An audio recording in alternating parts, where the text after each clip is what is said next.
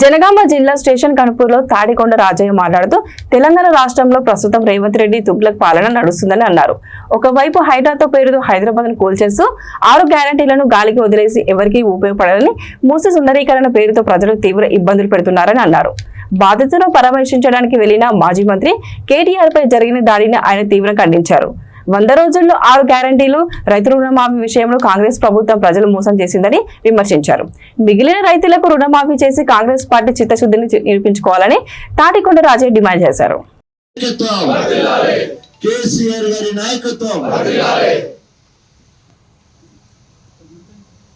ఈరోజు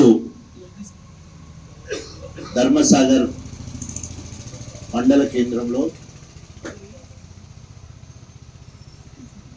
జరుగుతున్న ఈ పత్రికా సమావేశానికి విచ్చేసిన పత్రికా మిత్రులకి, ఎలక్ట్రానిక్ మీడియా సోదరులకి, పార్టీ అతిరథ మహారథులందరికీ, పార్టీ నాయకులకు అందరికీ నా యొక్క తెలంగాణ ఉద్యమాభివందనాలు తెలియజేసుకుంటూ, ఈరోజు తెలంగాణ రాష్ట్రంలో ఒక రాక్షస పాలన, ఒక నియంత పాలన, ఒక సైకో పాలన,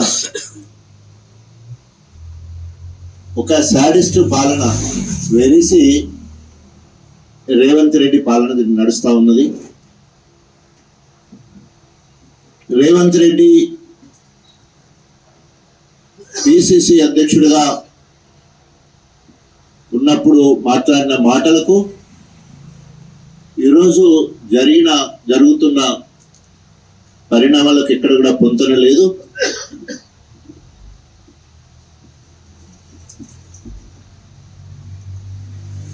ఎక్కడ చూసినా కూడా ఇంద్రమ్మ రాజ్యము, ఇంద్రమ్మ పాలన అన్నాడు. ఇంద్రమ్మ పాలన అంటే ఎమర్జెన్సీనేనా?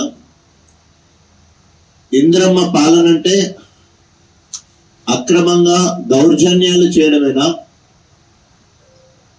మంత్రుల ఇళ్లపై సైతము గూండాయిజం చేసి ప్రజాస్వామ్యబద్ధంగా ప్రజలకు న్యాయం చేయాలని పోతే,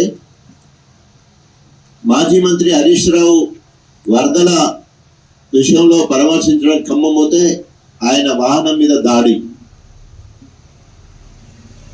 సిద్దిపేటలో పార్టీ కార్యాలయం మీద దాడి, సునీత లక్ష్మారెడ్డి గారి ఇంటి మీద దాడి, కౌశిక్ రెడ్డి ఇంటి మీద దాడి, అదేవిధంగా నిన్న మరి కేటీ రామారావు గారు మూసి